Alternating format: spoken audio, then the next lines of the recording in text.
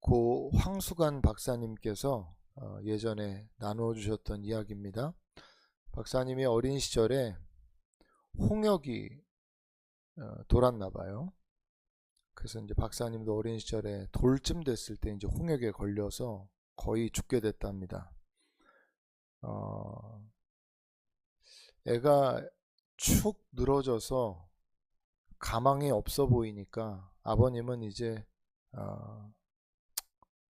살 가망이 없구나 해서 지게를 지고 삽을 갖고 이제 산에 파묻기 위해서 마루에 앉아서 기다리고 있었답니다.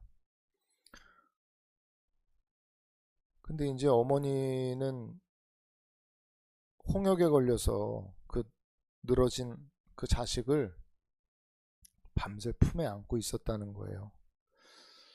그래서 마루에 계속 앉아서 기다리던 아버지가 날이 밝아오니까 밤새 그러고 있었던 거죠. 문을 열고는 죽은 자식 품에 안아서 뭐해? 빨리 내놔. 부모 앞에 죽는 자식은 자식도 아니야. 빨리 내놔. 이렇게 얘기를 하더라는 거예요.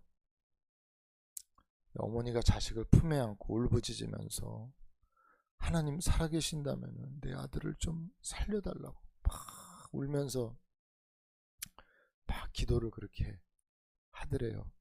이렇게 기도를 하더니 어머니가 어떻게 하는가 하니까 이제 마지막으로 가는 자식을 보내기 위해서 종기가 나서 얼굴에 고름이 막 흐르고 있는데 그걸 혀로 핥더랍니다. 울면서 막 아이 얼굴을 혀로 핥는 거죠. 근데 얼마 가지 않아서 이 애기 얼굴에 생기가 돌아오더니 손가락을 움직이면서 애기가 살아나더라는 거예요. 그 얘기를 박사님이 쭉 하시면서 나는 어머니 사랑이 나를 살렸다고 믿는다고 그러면서 이제 그 얘기를 하셨거든요. 하나님의 형상을 닮아 하나님의 사랑을 닮은 우리는 그 사랑으로 말미암아 이렇게 아름다운 행위들을 자아내는 것 같습니다. 오늘 본문은 한 여인에게 주목하고 있어요.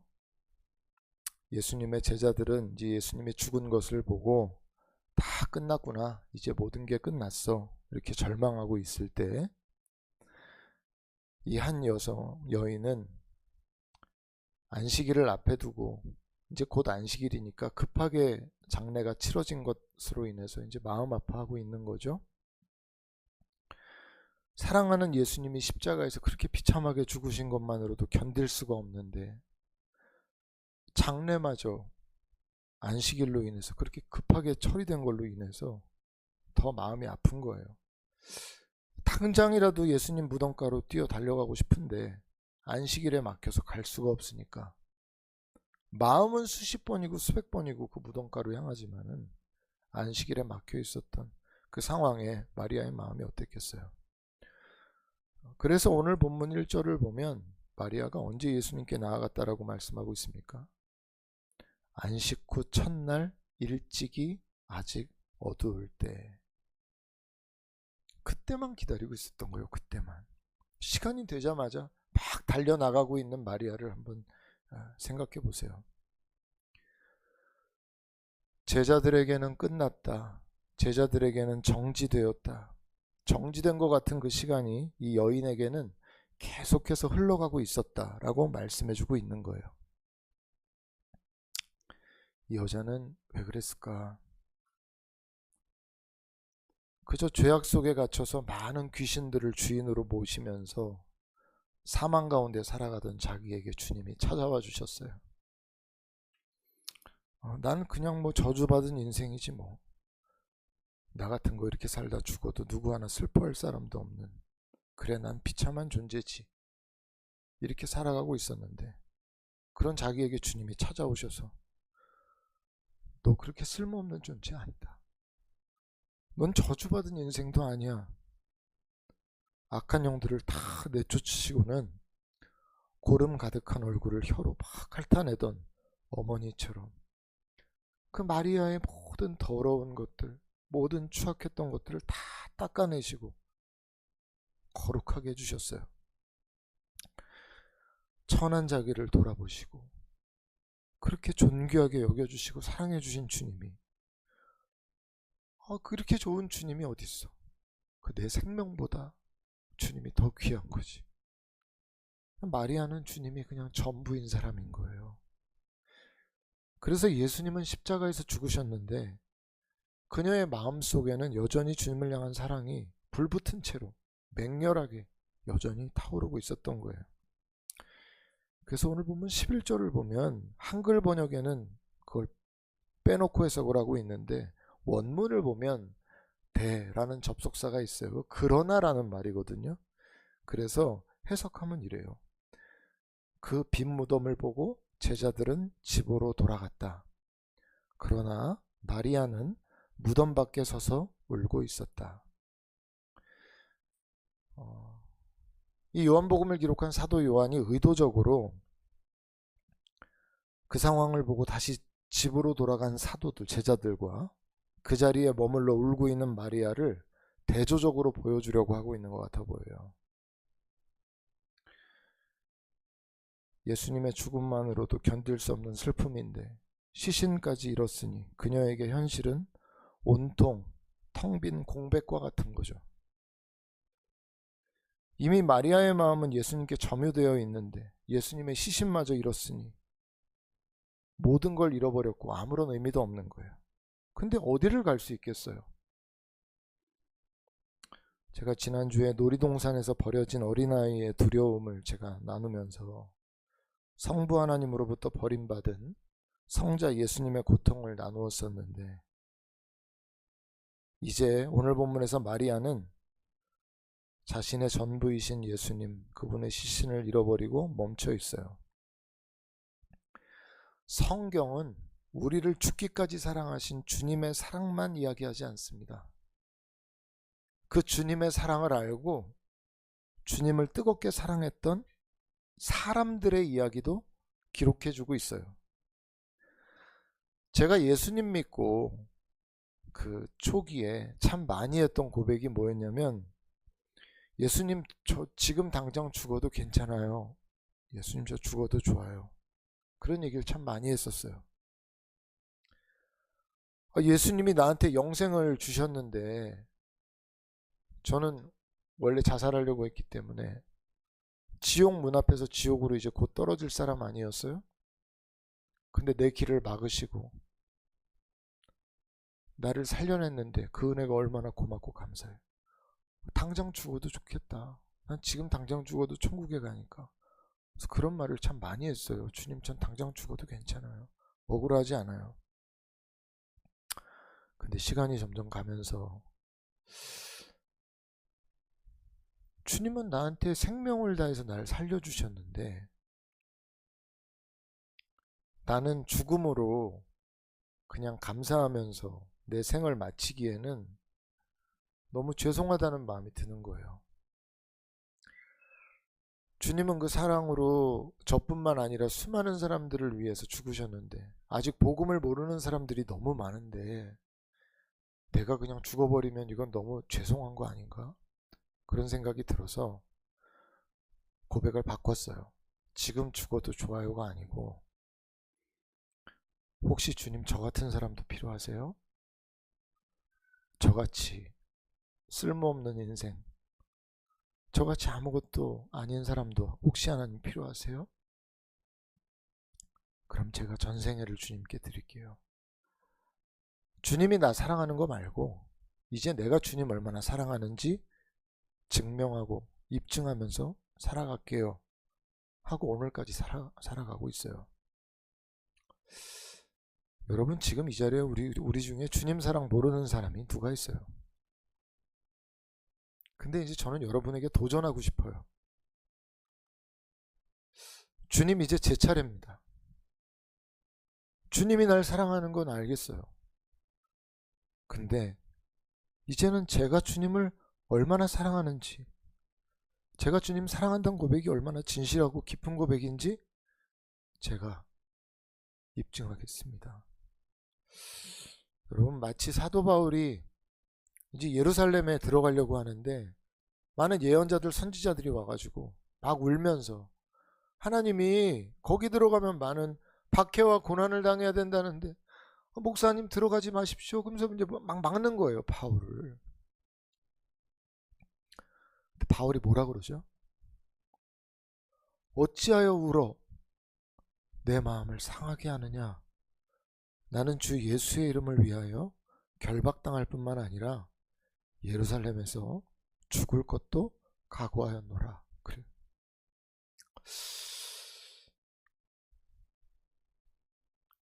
바울은 주님이 많은 예언자들을 통해서 바울아, 너 들어가면 너 결박당하고 고생할 거야. 들어가지 마. 하나님 그러시는데 바울은 제가 주님을 얼마나 사랑하는지 저 주님이 위해서 죽을 각오도 다 돼 있어요. 그러면서 예루살렘으로 들어가죠. 주님의 사랑에 감격하는 사람들은 이 땅에 많아요. 교회 안에 주님의 사랑에 감격하지 않은 사람이 어떻게 교회에 나와요? 근데 그 주님의 사랑이 얼마나 깊은지 알고 주님, 이제 제 사랑을 드릴 차례입니다. 나를 주님께 드리겠습니다. 라며 나서는 사람은 많지 않아요.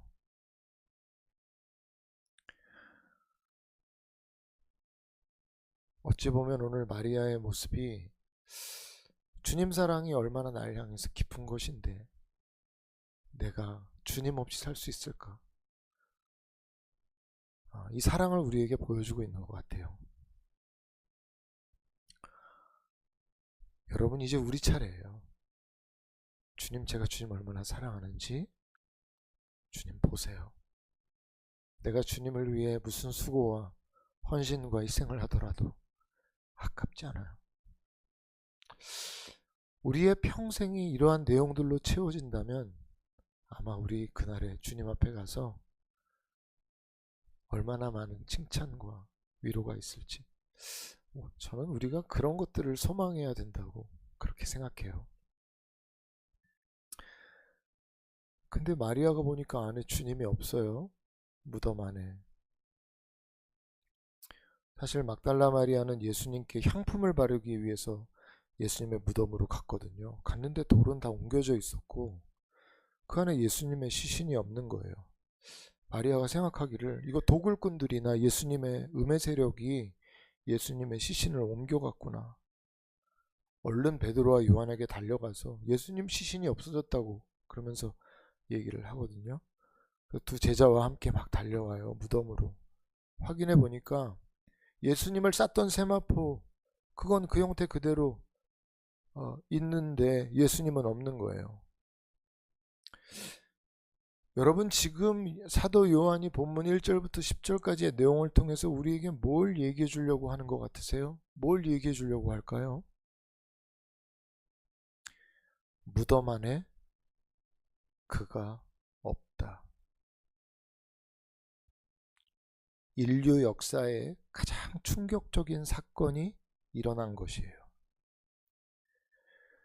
여러분, 인류 역사상 자신의 시신을 싸매었던 그 약하디 약한 세마포 천을 이긴 존재는 아무도 없었어요.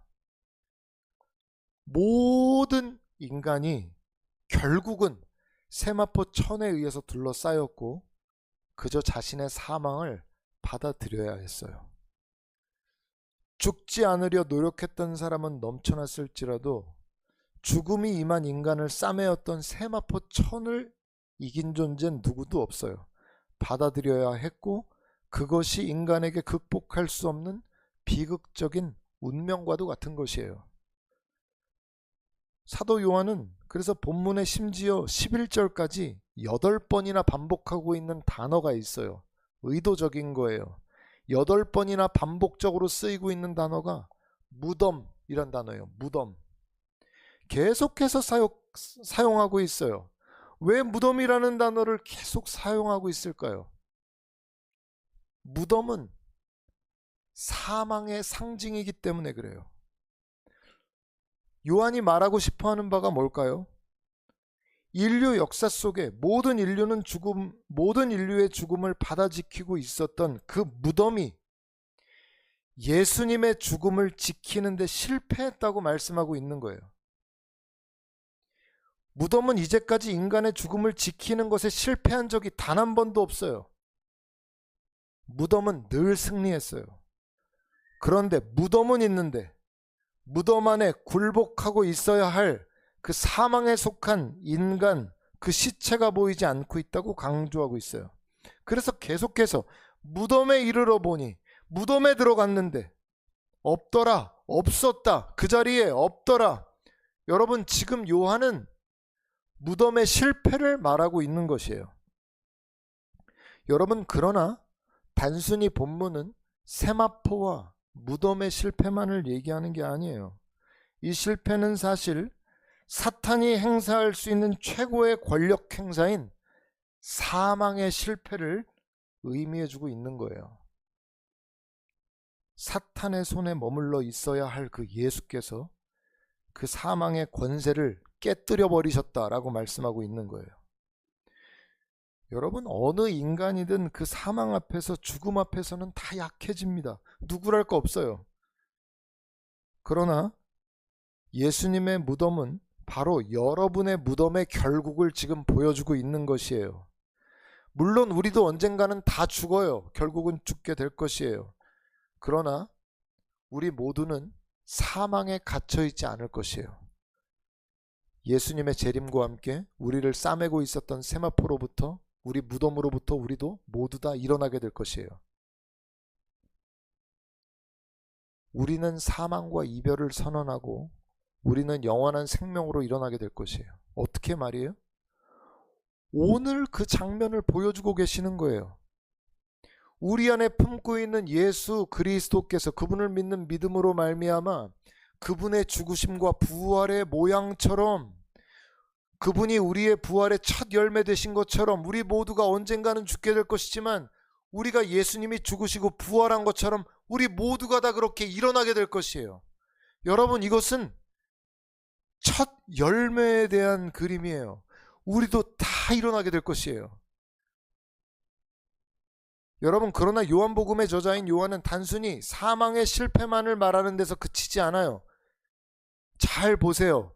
의도적으로 창세기 1장에서 2장의 장면을 불러오고 있어요. 잘 보세요. 안식 후 첫날, 아직 어두울 때, 동산.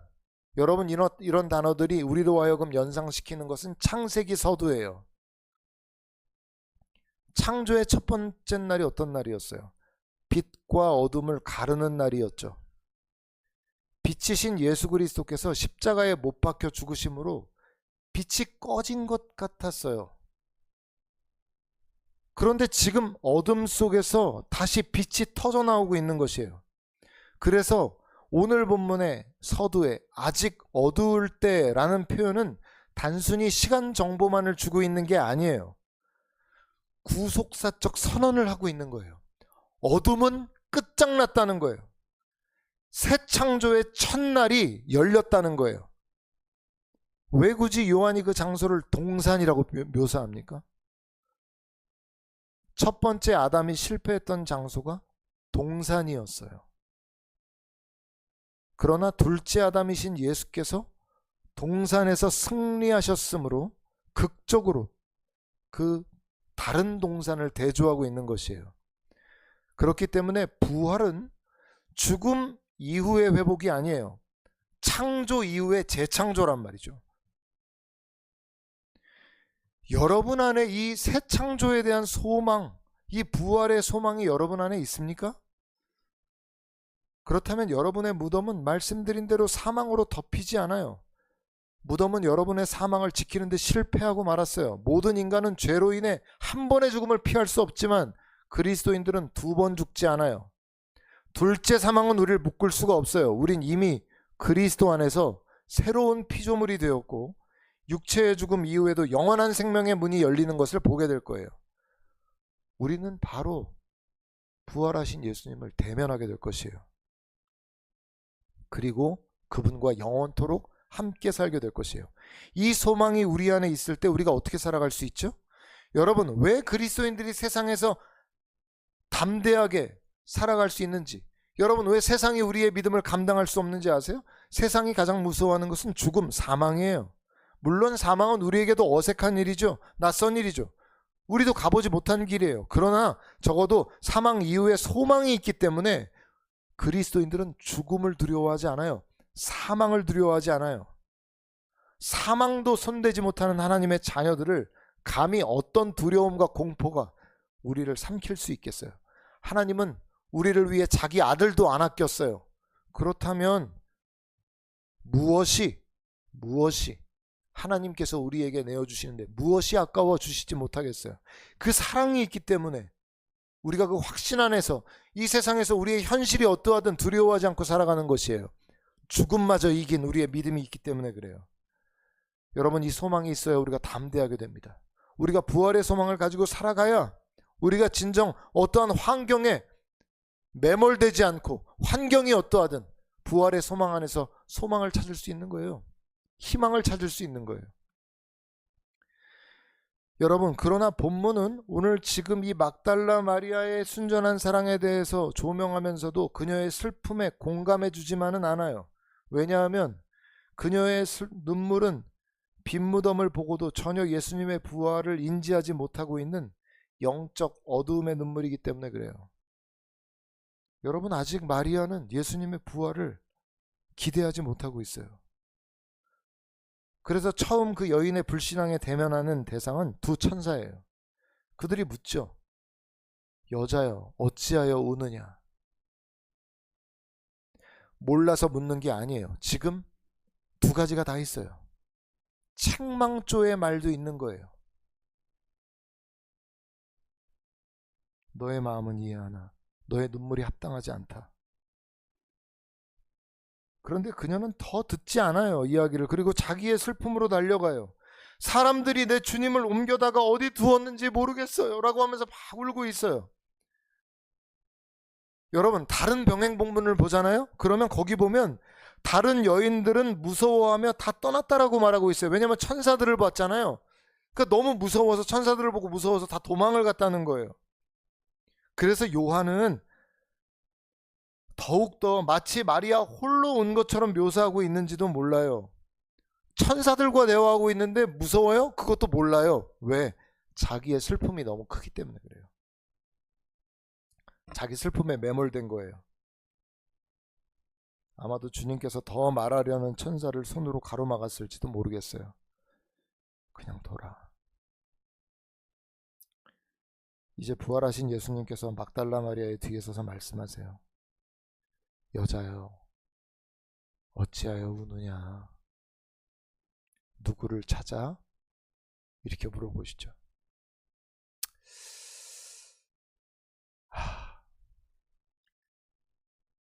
우리 주님이 바로 마리아야 이렇게 안 하시고 어찌하여 우느냐? 누구를 찾아? 마리아의 마음을 어루어 만지시면서도, 그가 믿지 못함에 대해서 안타까워하면서도 예수님도 좀 서프라이즈를 좀 좋아하시는 것 같아요.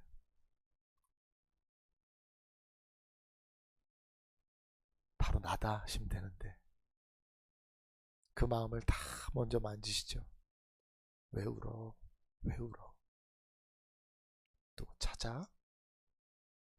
마음을 딱 만져주시죠. 예수님의 음성인데 눈치 못 채요. 막 울면서 또 말하기를, 선생님 혹시 선생님이 우리 주님 옮겨놨으면 어디다 뒀는지 좀 알려주세요. 제가 가져갈게요. 하면서 막 또 울어. 주님이, 부활하신 주님이 늘 그녀를 부를 때 그 음성 그대로 그녀의 이름을 부르세요. 마리아야. 여러분, 이렇게 부르시니까 예전에 늘 불러오던 그 음성대로 그대로 부르시니까 그제야 정신이 번쩍 들어 보니까 예수님이에요. 선생님 하면서 외치면서 예수님을 강하게 붙잡은 것 같아요. 그녀의 슬픔의 크기가 컸던 만큼, 예수님을 잃은 그 상실의 슬픔이 컸던 만큼 얼마나 강렬하게 예수님을 향해 달려갔겠어요. 근데 다시는 예수님 놓치지 않을 거다, 이런 마음으로 얼마나 강하게 붙잡았겠어요. 예수님 뭐라고 말씀하세요? 나를 붙들지 말라. 내가 아직 아버지께로 올라가지 아니하노라. 이게 무슨 의미일까요?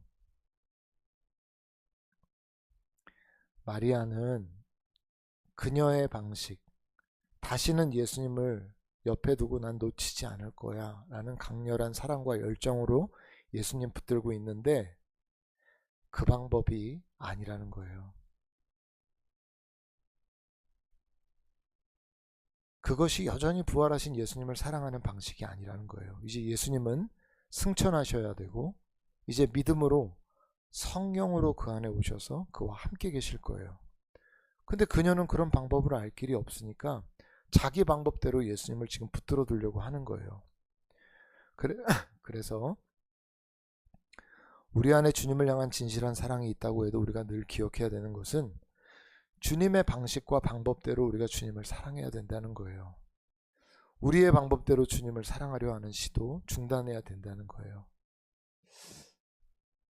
헛된 열심으로 주님을 붙잡으려고 해서는 안 되고, 여러분, 그래서 주님이 마리아에게 원한 게 무엇이죠? 나를 계속 붙들고 이러고 있지 말고 내 형제들에게 가서 내가 부활했다는 이야기와 내가 이제 아버지께로 올라가야 할 것을 이야기해 주거라. 여러분, 주님께서 여러분이 주님 사랑에 감격해서 매일같이 교회 와서 울면서 주님 사랑해요 이렇게 고백하고 있기만을 원하실까요? 그러면 주님이 너무 고마워서 매일같이 그래 너무 고마워 너무 고마워 너무 고마워 계속 그런 일들만 반복되는 게 성도와 하나님 사이의 일이라고 생각하세요? 마리아야, 네가 날 얼마나 사랑하는지 알아. 베드로에게도 그러셨죠? 너나 사랑하니? 내가 주님을 사랑하는지 주님이 아십니다. 그러니까 뭐라 하시죠? 그러면 내 양을 먹여라. 그게 날 사랑하는 사람들이 보이는 표현이다. 마리아도 주님을 그렇게 사랑하고 지금 아마 눈물로 범벅이 됐을 거예요. 근데 주님이 그 마음 다 아시지만 뭐라고 말씀하세요? 마리아야, 너나 사랑하지? 나도 알아. 네가 날 사랑한다면 너의 동료들에게 가서 나의 부활 소식을 전하고 내가 아버지께로 올라가야 함을 전해다오. 여러분, 주님 사랑하시죠? 아니에요? 주님이 우리에게 똑같은 말씀을 하고 계실 거예요. 나 사랑하지? 그러면 아직 나의 부활의 의미를 나를 모르는 자들에게 어서 가서 그 이야기를 전해다오.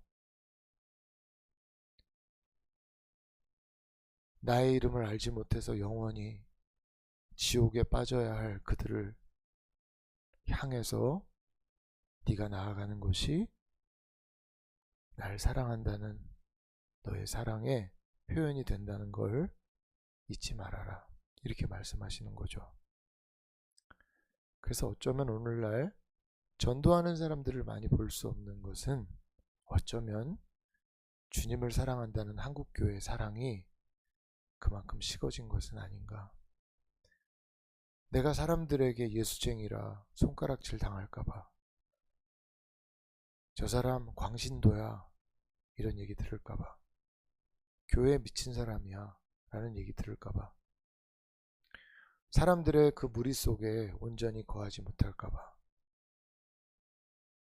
나를 지키기 위해서 부활의 소식을 나만 가지고 있는, 어쩌면 주님보다 나 자신을 너무 사랑하는 그러한 사랑이 주님의 복음을 가둬놓고 있는 건 아닌지 모르겠어요.